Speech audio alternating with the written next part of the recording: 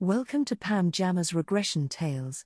We post new stories every week, so be sure to subscribe, like, and share to stay updated.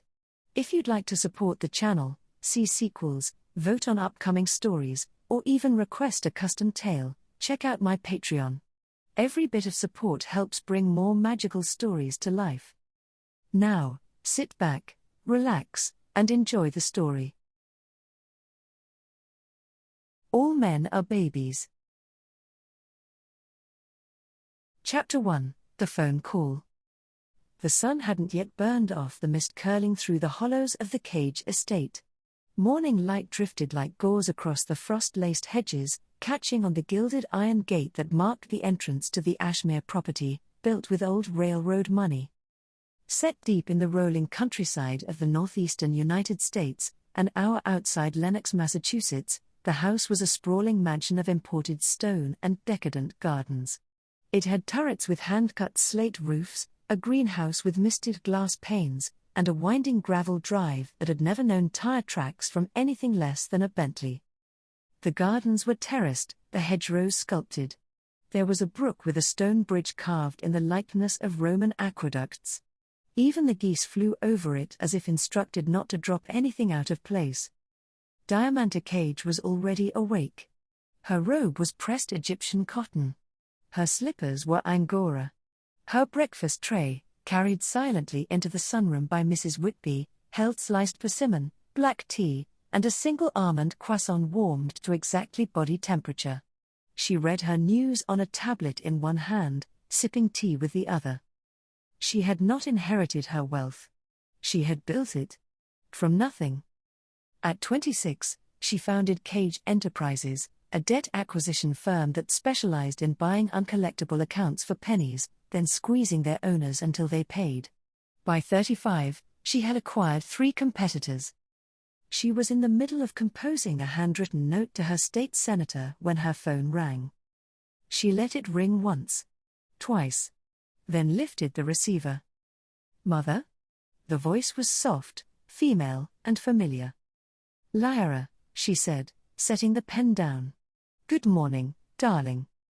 They talked for 5 minutes about the weather, about the frost in the orchard, about the staff's annual holiday bonus, about the pair of antique chairs Lyra and her new boyfriend had found in a Rhode Island auction house. "How are you doing?" Lyra asked finally, more gently. "Without father around?" Diamanta's voice didn't change. Efficiently. A pause. Then. "Mother, there's something I need to ask you. It's a bit unusual." Diamanta said nothing, only leaned back in her chair and traced the edge of her teacup with one long, polished nail. "I wasn't sure if I should bring it up at all. But I kept thinking.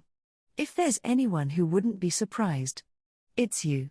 You have told me more than once that you have seen everything under the sun." Diamanta allowed the corner of her mouth to twitch upward. Lyra continued. "Please don't judge him. He's a good man. He's cute, and sweet, and he adores me." Still, Diamanta said nothing. "It's just that. Nico told me something. Something personal. He said that he wants to wear diapers. Like, all the time. He said that he's always felt this way but has never admitted it to a partner before." Diamanta closed her eyes, and when she opened them, the smile had bloomed into full form. She exhaled once, softly. Almost a laugh. "Darling," she said smoothly. "I think you and your cute boyfriend should come stay with me at Ashmere for a while." Chapter 2, The Staff Briefing. The winter garden was not a garden in the usual sense. It was a chamber of glass and marble, walled with misted panes and topped with an arched ceiling imported from an abbey. Plants slept in orderly rows. The air smelled of polished wood and bergamot. It was used, when used at all, for briefings and formal photographs. At precisely 10:59, every employee of the estate was already seated. There were 12 of them in total. All women. At 11 o'clock, Diamanta entered. She wore dark grey silk. No jewelry. Her heels tapped once, then fell silent as she stopped in the center of the room.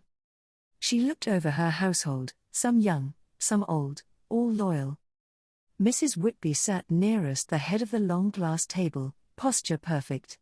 Next to her, Miss Flora, the unsmiling garden supervisor. Beside her, Rosie and Elsie, the 20-something twins with identical cream blouses and opposite expressions, one beaming, one shy. The rest of the staff filled out the circle. Nora, the chef, thick-waisted and sharp-eyed, hands always dusted with flour. Imani, head of laundry, wiry, quiet, with sleeves always rolled to the elbow. Genevieve, personal dresser and wardrobe archivist, draped in lavender like a ghost. Agnes and Thea, cleaning team, both in their 50s, always found whispering in corners. Callie, groundskeeping apprentice, fresh out of a conservation program, now the youngest in the house. Renata, the estate administrator, always with a clipboard, always 3 steps ahead of everyone. Diamanta took her place at the end of the table and folded her hands. "My daughter and her boyfriend will be arriving this week," she said, without preamble. "They will be staying with us for an indefinite period." A few brows lifted. But no one interrupted. She will be staying in the guest suites, but he will not be accompanying her. He will be living in the nursery wing. Only Callie reacted, a slight tilt of the head. The rest were trained. Some of you recall the systems we put in place when my husband's health declined. The crib. The feeding chair. The restraints. Those items remain in excellent condition. She drew a slow breath. The young man, Nico, is not ill. But he has expressed a desire for a return to babyhood. To be cared for, swaddled, and stripped of responsibility. She let that sink in. No judgment. No elaboration. Some of you will be directly involved in his care. She gestured gently. Mrs. Whitby will oversee structure, bedtimes, discipline, tracking regression. Miss Flora, you will handle garden walks and activities. Rosie and Elsie, you are the comforters. Feedings, changings, emotional softening. She then turned her gaze to the rest. The rest of you, your duties will not change. Nora, the kitchen continues as always.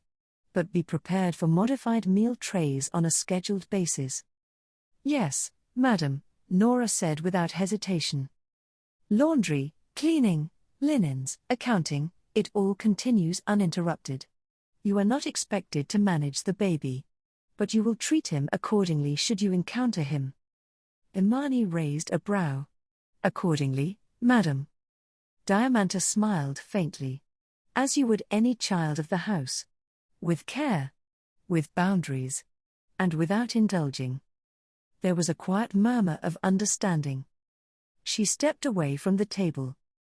I have always believed, she said, letting her voice deepen, that men are only useful in brief moments. The rest of the time, they're better off comforted and contained. And every woman in this room has been hand-selected by me because you share similar beliefs. She walked slowly behind the chairs, letting her presence fill the room. My husband resisted. So I waited. I picked his clothes out every day, dictated his schedule, selected his meals. Until his body gave me permission to do what his pride never would. To treat him like a baby. She stopped near the window, watching mist cling to the garden glass. Now, we have permission from the start. And I expect you to treat this as the privilege it is. She turned. He fills his diaper, you praise him. He fusses, you feed him. He disobeys, you discipline him. She gave them all a confident stare. You are dismissed. Chapter 3, Arrival. The sky was the color of pewter. Low clouds pressed like damp wool across the Berkshire trees, muffling every sound. A cold drizzle fell, soft but steady, turning the gravel drive into a muted hiss beneath the tires of the arriving car. From inside the estate, the ground seemed to narrow under the fog. The orchard disappeared. The distant hills collapsed inward. It was a day that made everything feel smaller. Closer. Contained. By Diamanta's command, the front steps had been polished that morning. The staff wore slate-grey uniforms with pale lapels. They stood in a precise line, 6 to the left, 6 to the right, hands folded, eyes straight ahead. Not quite a military reception. But not far from it. At the stroke of 4 p.m., the black car pulled into the roundabout. Its headlights caught the mist and threw streaks of white across the old stone. The doors opened. Lyra stepped out first. She looked like she had stepped off the cover of a lifestyle magazine, tall, elegant, her coat belted tightly at the waist, black leather gloves folded in one hand. Her lips were painted a subtle garnet. Her heels clicked once against the steps before she looked up at the house and smiled. She looked, in every way, like she belonged here. Nico followed behind her. He carried 2 small suitcases and wore a dark wool coat over slim charcoal slacks. His glasses were clean, his shoes shined, his hair deliberately tousled in that effortless, handsome professor kind of way. He looked clever. Like someone who could charm a room at a dinner party or disappear into the corner of a bookshop. But there was a restlessness in the way his fingers drummed against the suitcase handles. A jitter beneath the calm. He wasn't sure what he had walked into. Diamanta descended the stairs like a queen on an invisible throne. Her presence was understated, but total. She wore deep navy silk with black onyx buttons and a silver brooch shaped like a pinecone, symbol of wisdom, renewal, and control. "Darling," she said, embracing Lyra. Their hug was warm, long, familiar. Lyra pressed her face against her mother's shoulder and smiled. Then Diamanta turned to Nico. She didn't hug him. She reached out, took his hand, and held it firmly in both of hers. "You must be the baby," she said gently. Nico blinked. Then blushed. "Ah, I'm Nico." She smiled. "You'll forgive me. We've had some very direct conversations in this house." She gestured toward the doors. "Come. The staff will bring your things to your rooms. I've had a small spread prepared in the parlor." They followed her in. The parlor smelled like cedar and saffron. A low fire crackled in the hearth. Tea had been laid out with honey biscuits, sliced apples, and a pitcher of cream. Diamanta poured for everyone herself. They sat in a triangular arrangement, Diamanta in the wingback by the fire, Lyra and Nico side by side, their knees nearly touching. Nico looked pale. Lyra reached over and took his hand. He gripped hers back, tightly. Diamanta folded her hands in her lap. "I wanted to speak with you," she said, "before we begin." Nico opened his mouth, then closed it. Diamanta smiled. "First of all, I want you to know, I support you. What you've asked for is not strange. It's not wrong. It's not embarrassing." He swallowed. "I believe," she went on, "that all men are babies. You simply had the self-awareness to admit it." Lyra let out a soft, nervous laugh. Nico gave a shaky smile. Diamanta leaned back. "In fact, if I had my way, every man would be in diapers. It would make the world a more manageable place." That broke the tension. Nico chuckled, more genuinely this time. Diamanta allowed it. Then she let the air settle again. "You've come here with a purpose. And I've invited you because I'm equipped, more than most, to help." Nico nodded slowly. She continued. "However, I must be clear. This house has rules. It has routines. And it has structure." She let that word hang. "Once you enter the nursery wing, you are no longer a guest. You are a baby. And you will be treated as such." Nico's smile faded slightly. Diamanta's tone did not sharpen. It didn't need to. "You will not dress yourself. You will not decide when you eat, when you speak, or when you use your diaper. That will all be handled by Lyra, myself, or by the staff I assign." She took a sip of her tea. "You asked for diapers. I understand. But once you're in one, You will be treated accordingly. No half measures. No indulgence of ego. She looked directly at him. Do you understand? He hesitated. Then nodded. She tilted her head. Say it. He swallowed. His voice was quiet. I understand. Good boy. The room was still. The fire popped. Diamanta sat back with perfect calm. Your room has been prepared, she said. You'll be moved in after dinner. Until then, you're welcome to enjoy the house. But I suggest you stay close to Lyra. The staff have already been instructed on your status. Nico looked like he wanted to ask a question. Then thought better of it. Diamanta smiled faintly. I'll leave you to get settled. Dinner is at 6. And your new life begins at 7. She rose, left her teacup on the tray, and swept from the room like a curtain closing. Chapter 4, Dinner. The dining room at Ashmere was cathedral-like in scale, but candlelit in tone. The ceilings rose in vaults of old wood, the walls lined with portraits and gilt-framed hunting prints, but the table itself, long enough to seat 20, was set for just 3. The storm had deepened outside. Rain whispered steadily against the leaded glass windows. Thunder rolled softly in the distance, like furniture being dragged through the clouds. Dinner was served by candlelight. 2 footmen brought in trays, both women, of course, placing silver-domed plates in front of each guest. Lyra was seated to the right of her mother. Nico, to the left. They sat in silence as the covers were removed. Coq au vin, buttered baby carrots, garlic pomme puree. Water was poured into crystal glasses. Diamanta did not greet Nico. Did not ask how he was adjusting. Did not even glance his way. Instead, she turned to Lyra and said warmly, Darling, how are your orchids doing? The ones I sent last Christmas. Oh, they bloomed beautifully in the spring, Lyra said, voice steady but eyes occasionally darting toward Nico. I've never seen colors like that. But then, of course, the summer heat. Too dry? Diamanta asked. We tried moving them, but yes. They lost petals in a matter of days. Diamanta clicked her tongue softly. Yes. Like men. Give them too much warmth, they collapse. Lyra blinked. Then smiled. Nico shifted slightly in his chair. His napkin was still folded across his lap, untouched. Diamanta reached for her fork. I must say, she continued, it's a relief to finally get some use out of the nursery wing again. So much of it was wasted after your father passed. But I kept it ready. Just in case. Lyra set her glass down.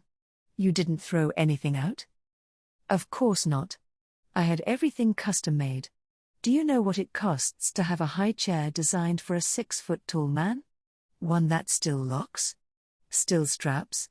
Still stays firmly in place when baby struggles? Nico cleared his throat nervously. Neither woman looked at him.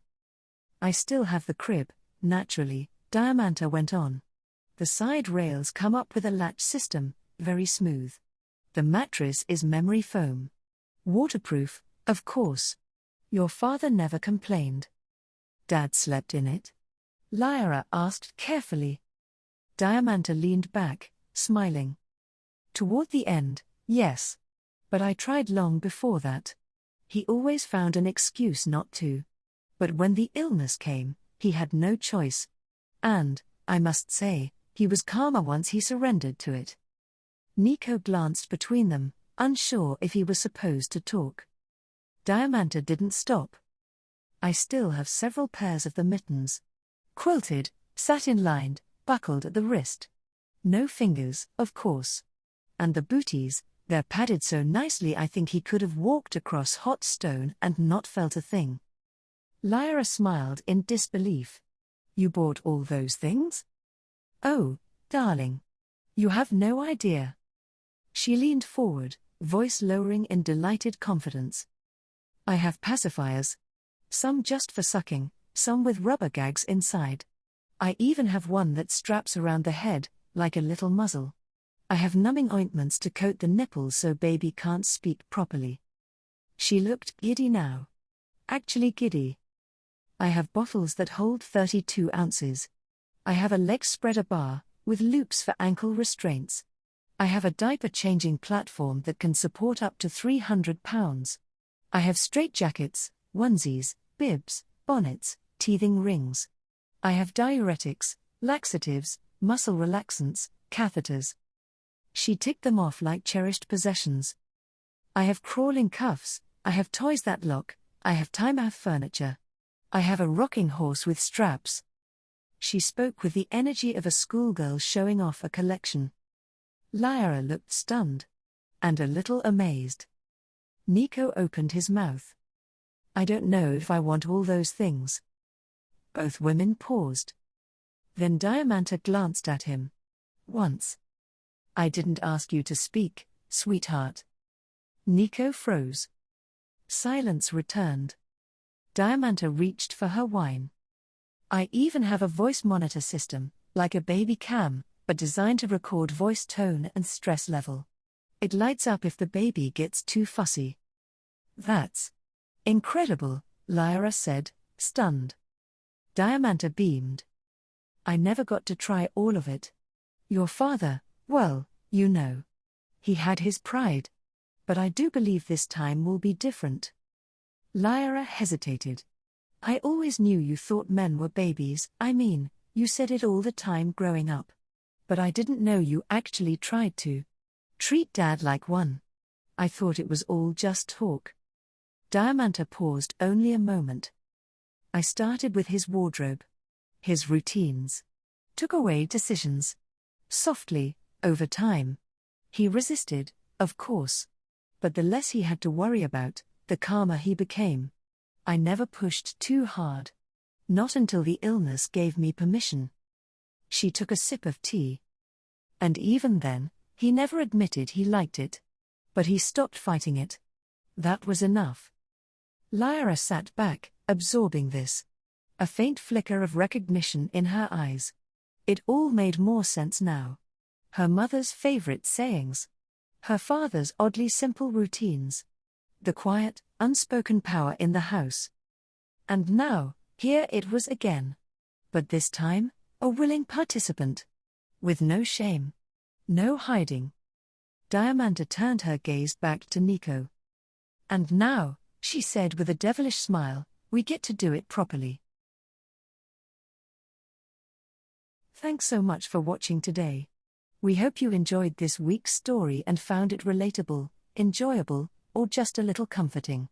Remember, we post new videos every week, so if you haven't already, make sure to hit that subscribe button and turn on notifications so you never miss an update. If you found this helpful or know someone who might, don't forget to like the video and share it with your community. Your support means everything and helps us keep creating content just for you. And if you'd like to see sequels, vote on upcoming stories, or even get a custom tale made just for you, check out our Patreon. Every bit of support keeps the magic alive. Until next time, take care and stay true to yourself.